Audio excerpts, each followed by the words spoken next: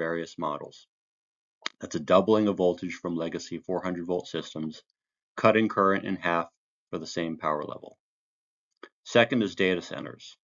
AI infrastructure is exploding, and NVIDIA's GPUs consume 700 watts up to over 2,000 watts for their GB200 superchips.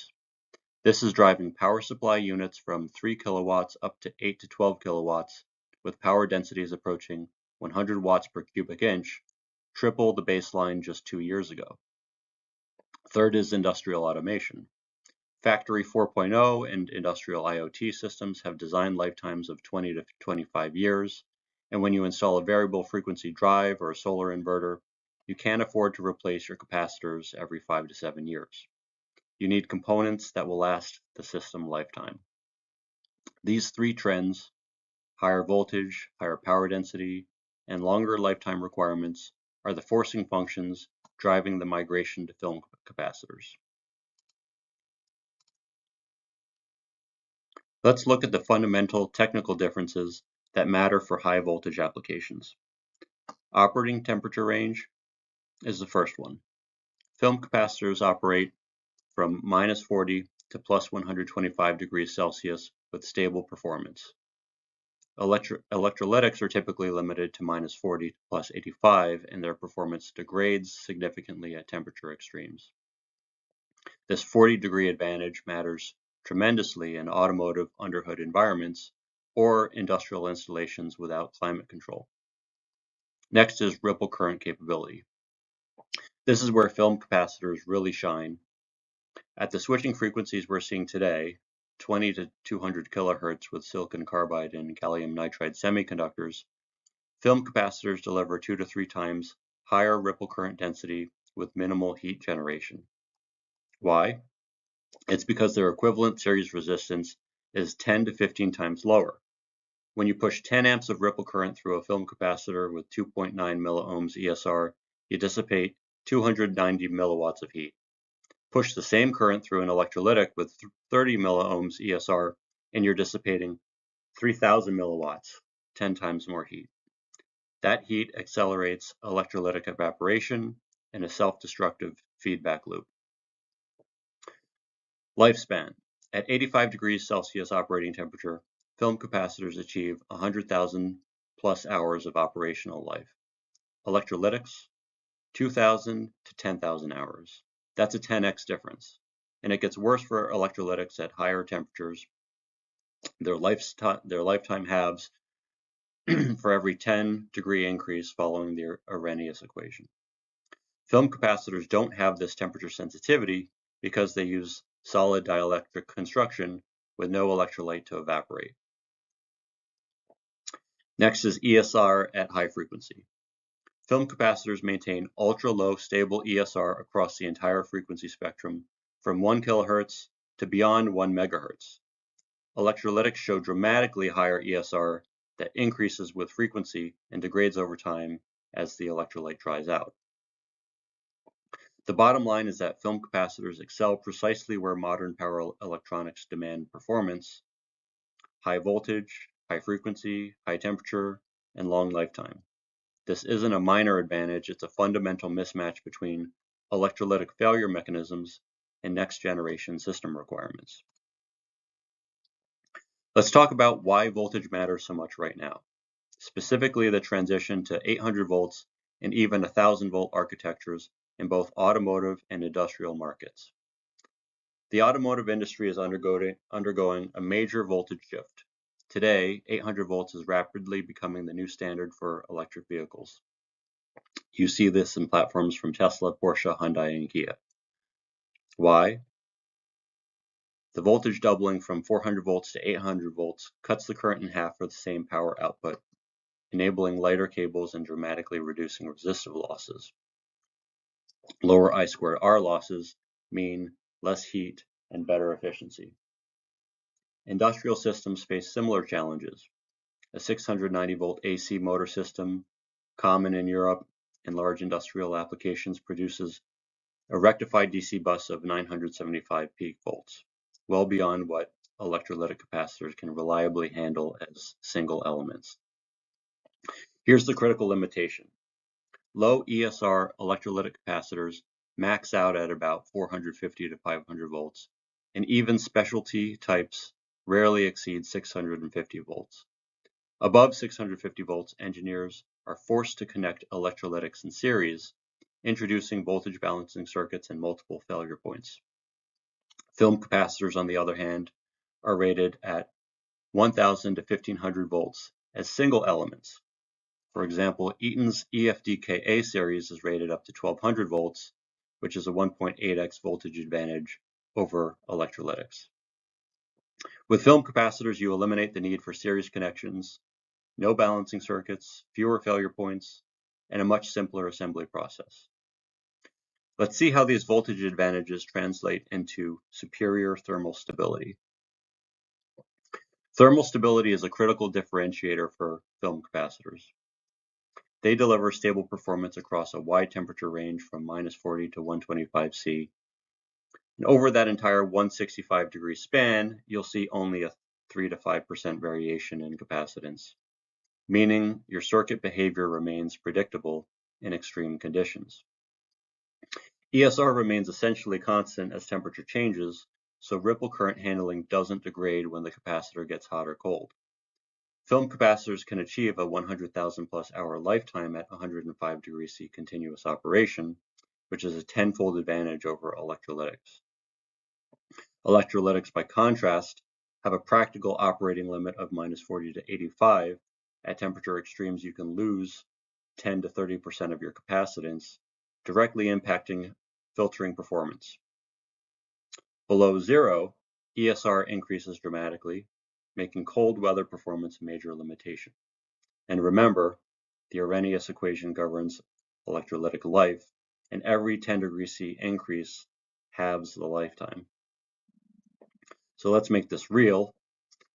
Let's assume 10 amps of ripple current through a film capacitor with 2.9 milliohms ESR generates just 290 milliwatts of heat. The same current through an electrolytic with 30 milliohms ESR dissipates 3 watts, 10 times more heat, accelerating electrolyte evaporation and failure. Now let's dive into ripple current handling, one of the most decisive factors in modern power electronics design. This chart shows ripple current density across switching frequencies from 20 kilohertz up to 200 kilohertz. Electrolytic capacitors significantly underperform film capacitors, and the gap is significant. Film capacitors deliver up to 2x advantage. Modern power electronics increasingly use wideband gap semiconductors, which switch at these high frequencies. Ripple current handling, not energy storage, is often the limiting factor in DC link design. Engineers end up dramatically oversizing capacitance just to meet current requirements. A real example, let's take an 80 amp RMS application at 20 kilohertz. With film capacitors, you need just 5 units in parallel, occupying 600 centimeters cubed. In the electrolytic solution, you'd need 23 to 34 capacitors, taking up more space and adding complexity and failure points. And the cost per ampere tells a story. Film capacitors are about $1 per amp, while electrolytics are $3 per amp, because you need so many in parallel. Next, let's take a closer look at operational lifetime and degradation, where the physics behind film and electrolytic capacitors truly diverge. This chart shows operational lifetime versus temperature. The blue line for film capacitors is flat at 100,000 hours until 85 C, and temperature has minimal impact on film capacitor life for normal applications. The red dashed line for electrolytics starts at 80,000 hours at 65 C, but drops dramatically to just 5,000 hours at 105 degrees C. That's the Arrhenius equation in action, where every 10 degrees C increase halves the lifetime. Film capacitors achieve 0.01 to 0.1 failures per billion device hours, whereas electrolytics, 0.3 or higher, a 3 to 10 times greater failure rate.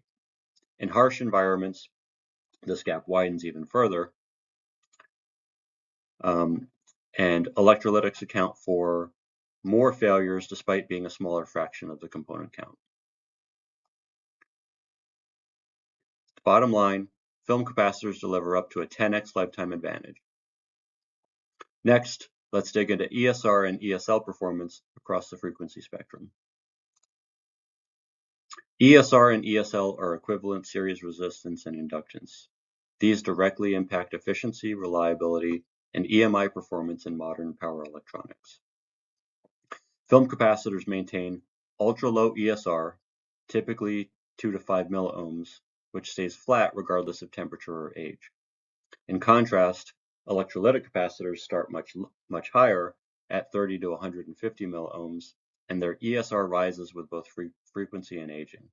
This means film capacitors consistently dissipate less heat, supporting longer lifetimes and stable operation even as switching frequencies increase. ESL is equally important, with film capacitors offering 10 to 50 nanohenries, while electrolytics range from 50 to 200 nanohenries. Lower ESL in film capacitors minimizes voltage overshoot during fast switching events, especially with silicon carbide and gallium nitride semiconductors, and shifts resonance frequency higher, reducing ringing and electromagnetic interference. Let's break down the practical impact. Lower ESR means less power loss. Lower ESL reduces voltage and overshoot during rapid switching. Lower ESL also shifts resonance up, reducing ringing and EMI issues. These are key requirements for today's high-frequency, high-voltage designs. Next, we'll look at another unique advantage of film capacitors, their self-healing mechanism, and how it further enhances long-term reliability in demanding applications. Self-healing is the film capacitor's secret weapon based on brilliant materials engineering. When a dielectric breakdown occurs in a film capacitor due to a microscopic defect or a voltage transient, the fault creates a localized current concentration, generating intense heat. The metal electrodes in film capacitors are incredibly thin, only 0.02 to 0.1 micrometers thick. This ultra-thin metallization then vaporizes in less than 10 microseconds, creating a cleared zone about 0.5 to 2 millimeters in diameter, electrically isolating the fault. The capacitor resumes normal operation, losing maybe 0.1% of its capacitance. Electrolytics, by contrast, have no self-healing capability, and when electrolyte evaporates, it's gone. When ESR increases, it keeps increasing. Dielectric breakdown can cause catastrophic short circuits, explosive pressure relief, and corrosive electrolyte spray hazards. Safety-critical applications like automotive, medical, and aerospace require graceful degradation.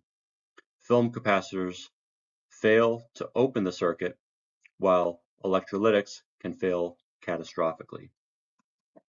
Now let's examine voltage rating and derating curves, another area where film capacitors excel. Voltage capability and temperature stability are where film caps really pull ahead. Film capacitors, like Eaton's EFDK A series, are rated up to 1200 volts, maintaining 100% voltage capability all the way from -40 up to 85 degrees C. Only at extreme temperatures do you need to apply any derating. Electrolytics, by contrast, start derating much earlier, and by 85 degrees C, many can't operate at all. The electrolyte boils, and failure is then rapid. For high voltage applications like EV traction inverters with 800 volt architectures or industrial motor drives running from 690 volt AC mains, electrolytics simply can't handle it. You're forced into series connections, voltage balancing, and derating headaches. Film capacitors handle these environments as designed. Let's see how these voltage advantages simplify system architecture. We'll crystallize the architectural difference for an 800 volt EV traction inverter DC link. Let's first take a look at the film capacitor solution. With film capacitors, you can achieve the full DC bus voltage, 800 volts, 1000 volts, or even higher using single rated elements per series string. This eliminates the need for series stacking in voltage balancing circuits, which are mandatory with electrolytics above 650 volts. However, in real-world designs, you'll almost always use multiple film capacitors in parallel, either as discrete elements or as a DC-link film module. Why? To meet system-level requirements for total capacitance, ripple current handling, equivalent series inductance, packaging constraints, and thermal management. The key advantage is that each film element operates at full system voltage, so you avoid the complexity and failure points of series balancing. Assembly is simpler, reliability is higher, and there's no continuous power loss from balancing resistors. For the electrolytic solution, by contrast, electrolytics are limited to 450 to 650 volts per element, and to reach 800 volts or more, you must stack capacitors in series pairs, each with voltage balancing resistors. This adds continuous power loss, more failure points, and greater assembly complexity. If any capacitor in the series fails, the entire string is compromised. So the bottom line is that film capacitors enable a parallel-only architecture at high voltage, streamlining assembly and boosting reliability, while electrolytics require both series and parallel stacking with all the associated drawbacks. Let's quantify the system-level benefits with a full economic comparison. We'll put real numbers on this with a 900-volt, 100-amp DC bus application, which is typical of a 350 kilowatt EV fast charging system. For the film capacitor solution, we're looking at 8 capacitors rated at 1000 volts, each with robust ripple current capability. The total cost for these film capacitors is $160, which is around $20 per unit. This approach delivers a 2x ripple current margin, meaning you have headroom for transients, aging, and real-world operating conditions. Importantly, there's zero balancing complexity. No need for additional resistors or circuitry to ensure voltage sharing. Assembly is straightforward, reliability is high, and maintenance is minimal. Contrast this with the electrolytic solution. You need 10 capacitors arranged in series pairs to handle the voltage, plus balancing resistors to prevent uneven voltage distribution.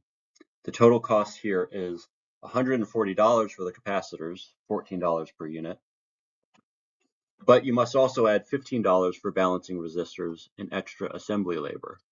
The system is more complex, with higher component count and more potential failure points. Ripple current margins lower, and ongoing maintenance is a concern due to the shorter lifespan of electrolytics. The takeaway: the film solution offers a similar upfront cost but reduces component count by 15%, providing superior ripple current handling and eliminates balancing headaches. The electrolytic approach may seem cheaper per part, but system-level costs and reliability favor film capacitors, especially when you factor in long-term maintenance and downtime risks.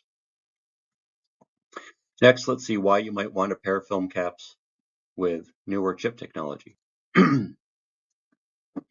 Wide bandgap semiconductors like silicon carbide and gallium nitride are transforming power electronics, enabling higher voltages and faster switching speeds. Silicon carbide MOSFETs are now standard at 800 volts in automotive and 1200 volts in industrial, while gallium nitride transistors switch at up to 150 volts per nanosecond and can reach junction temperatures of 200 degrees C. Film capacitors are the perfect match for these demanding environments. Their ultra-low equivalent series inductance, typically 10 to 50 nanohenries, minimizes voltage spikes and supports fast switching. They maintain thermal stability up to 125 degrees C and deliver consistent high-frequency performance, which is critical for modern designs. A real-world example, Infineon's 8 kilowatt power supply using gallium nitride transistors and film capacitors achieves 100 watts per inch cubed power density and 97.5% efficiency, 3 times better than conventional silicon IGBT designs.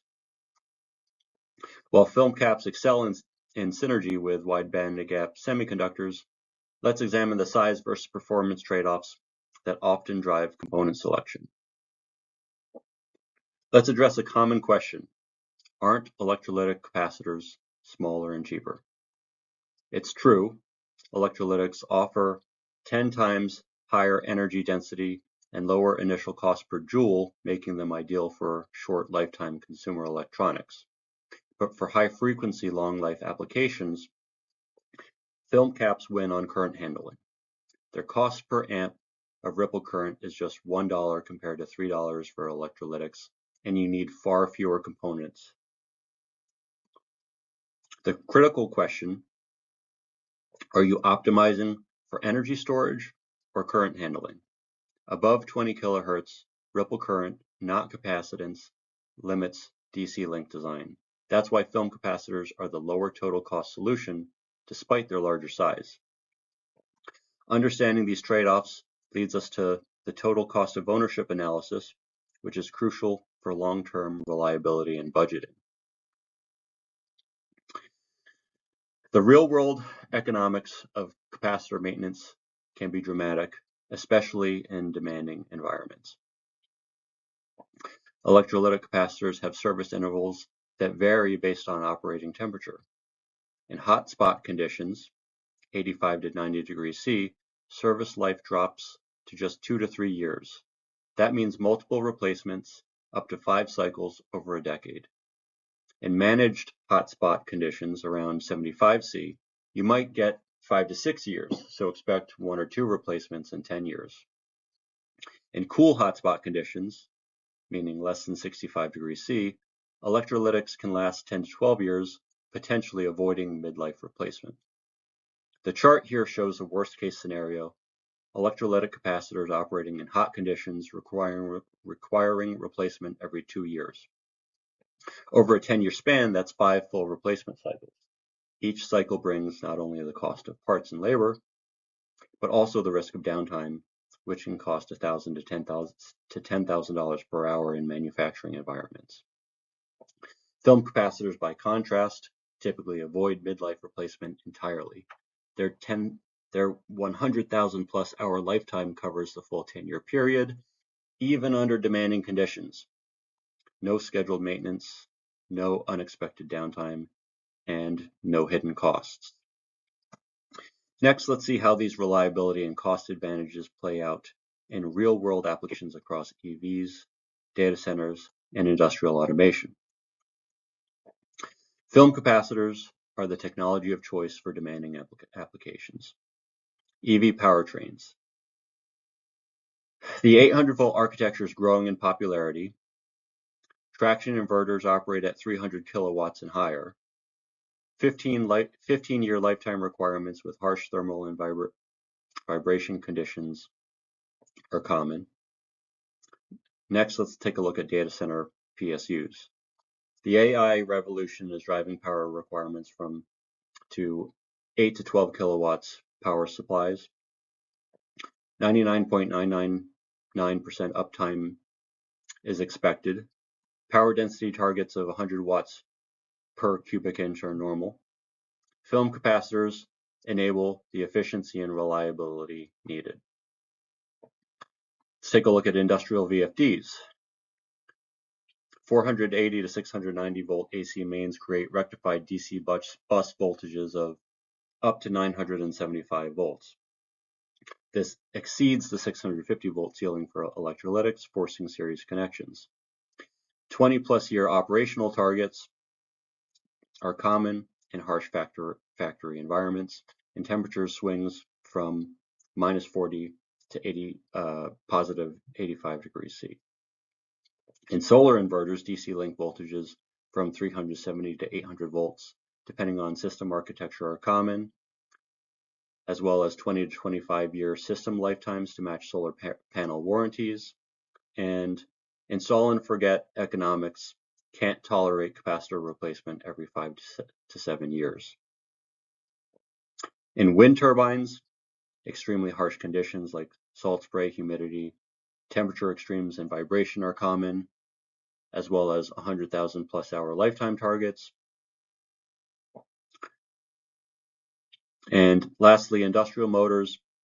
Large motors operate from 480 to 690 volt mains with rectified DC bus voltages reaching over 900 volts. And film capacitors provide single element solutions where electrolytics require series stacks. Here we're talking simplified assembly and eliminating the need for voltage balancing complexity. The common theme here is that these applications share 4 characteristics that favor film capacitors: high voltage operation exceeding 650 volts, long lifetime requirements exceeding 10 years, harsh environmental conditions, and zero tolerance for catastrophic failures. These aren't niche applications. They represent massive growth markets driving the film capacitor industry to $6 billion by 2034. So why is 800 volt the new standard in EVs? Doubling voltage halves the current for the same power, enabling lighter cables, lower losses, better efficiency, and faster charging up to 300 plus kilowatts. This supports compact power electronics and improved vehicle range. Eaton's EFDKA automotive series, for example, is designed for these needs, with voltage ratings from 500 volts to 1200 volts, automotive AEC Q200 qualification, 100 plus hour lifetime at 105 degrees C, and ripple current handling up to 60 amps. These capacitors eliminate the need for series connections and balancing circuits, simplifying assembly and boosting reliability. With EV production projected to reach 40 plus million units by 2030, the synergy between 800 volt architectures and film capacitors is driving both industries forward. Next, we'll explore how these same principles apply to data center infrastructure powering the AI revolution. Data center infrastructure is evolving rapidly, driven by AI workloads and next-gen GPU arrays, with power supply units now targeting up to 12 kilowatt ratings, and power densities reaching 100 watts per inch cubed, which is 3 times higher than conventional designs. Rack power is scaling from 10 kilowatts to over 140 kilowatts for liquid-cooled clusters, and efficiency requirements are reaching 97.5% or higher.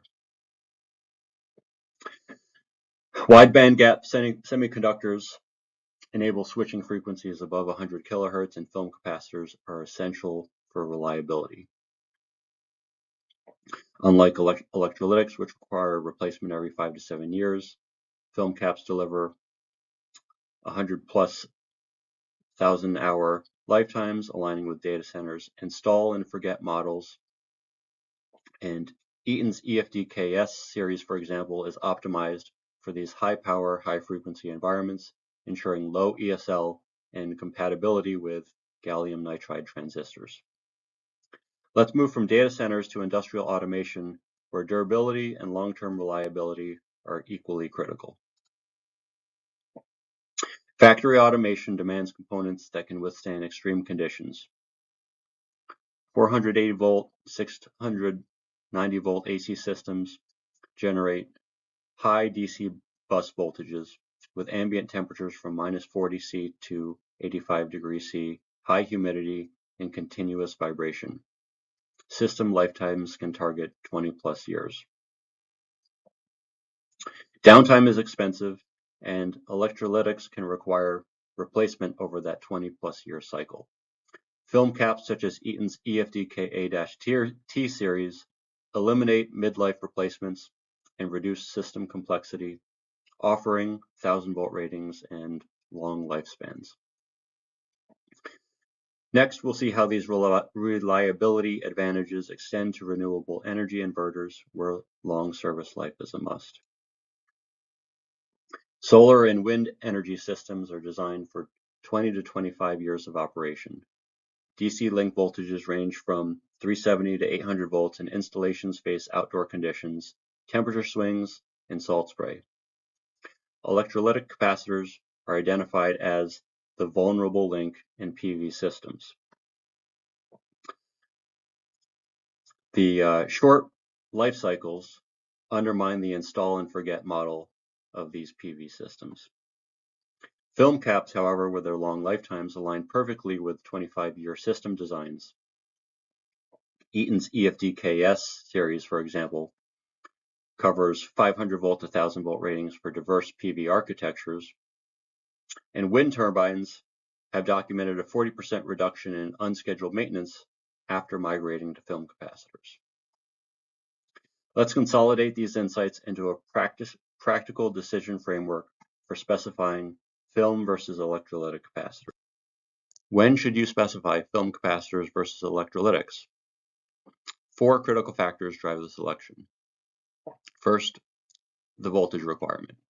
If your DC bus exceeds 650 volts, the decision is straightforward. Film capacitors provide single element solutions, while electrolytics require complex series stacks with voltage balancing.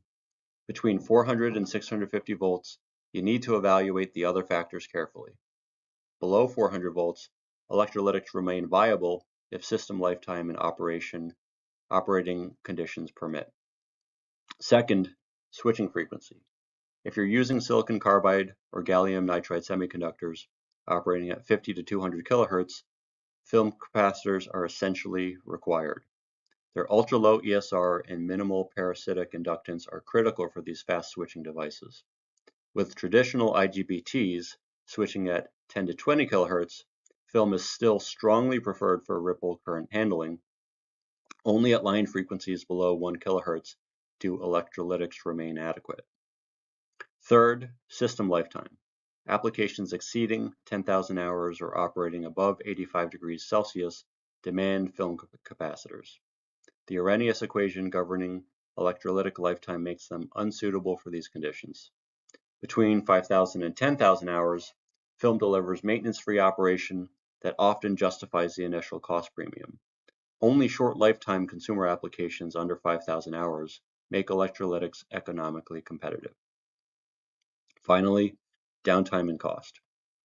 Critical infrastructure where outages cost more than $1,000 per hour makes film capacitors mandatory. The 10x lower failure rate provides essential insurance. Industrial applications losing $100 to $1,000 per hour should strongly favor film. Only consumer equipment where downtime creates minimal economic impact should consider electrolytics based purely on initial component cost. Here we have everything consolidated into a table which distills the key technical differentiators between film and electrolytic capacitors across the parameters that matter most for high voltage DC applications. Voltage rating. Film capacitors reach 1500 volts in commercial production, with some manufacturers offering 2000 volt specifications. Electrolytics hit a ceiling at 450 to 650 volts, forcing series connections with all their complexity. ESR at switching frequencies. Film capacitors maintain 2 to 5 million milliohms at 20 kilohertz, while electrolytics exhibit 30 to 150 milliohms, that's 10 to 15 times higher. Ripple current density. Film delivers 2 to 3x higher capability with minimal self-heating. Electrolytics are fundamentally limited by thermal constraints. Operating temperature. Film spans minus 40 to plus 125 C. Electrolytics typically max out at 85 C. Lifetime at 85 C. Film exceeds 100,000 hours, whereas electrolytics deliver up to 10,000 hours before hitting end-of-life criteria. Failure rates. Film achieves 0.0 to 0.1 fit, that's failures per billion device hours, whereas electrolytics run 0.3 fit or higher, representing 3 to 10 times more failures. Self-heating. Film caps clear faults automatically and continue operating. Electrolytics lack this capability and risk catastrophic failure. The bottom line is that film capacitors dominate high voltage, long lifetime, high frequency applications. Electrolytics remain viable only for low voltage, short lifetime, bulk energy storage where their higher capacitance density matters more than reliability or performance. As we close, here are 3 takeaways that you should remember. First, film capacitors are the only viable solution for certain applications. When you're designing 800 volt plus architecture, integrating silicon carbide or gallium nitride semiconductors, or targeting 15 plus year operational lifetimes, film caps transition from nice to have to necessity. Second, total cost of ownership reverses the apparent price premium when you account for the complete system lifecycle. Third, the fundamental question facing power electronics engineers has shifted. In 2025, you're no longer asking, why should I choose film capacitors? Instead, the question becomes, under what specific constraints do electrolytics remain justified? And the answer is increasingly narrow. We're talking short lifetime consumer applications where 10x higher capacitance density and lower initial cost outweigh reliability considerations. Okay, so we've covered a lot today, but if you want to continue your learning, please visit Eaton's film capacitor product page for data sheets and specifications. Explore application notes and design guides for DC link calculations, voltage derating, and thermal management, or contact Eaton's application engineering team for custom solutions and design consultations. We'd be more than happy to help. And feel free to reach out for support in selecting the right film capacitors for your application. Thank you for your attention, and we'll open the floor for questions. Okay, thank you, Elon, for that great presentation. We already have several interesting questions from our audience, but I want to let the audience know that there's still time to submit your questions, so just use that Q&A tab. Okay, Elon, are you all set to go here? Yeah, I think so. Can Excellent. you hear me? Okay. First question, do film capacitors have the same capability of high microfarads versus electrolytic? In other words, are electrolytics needed for much higher microfarads? Short answer is they are. So it's a very good question, and it's one of the key distinctions between film capacitors and electrolytics. So just to throw some numbers out there, typically in terms of energy density, film capacitors max out at around 100 microfarads.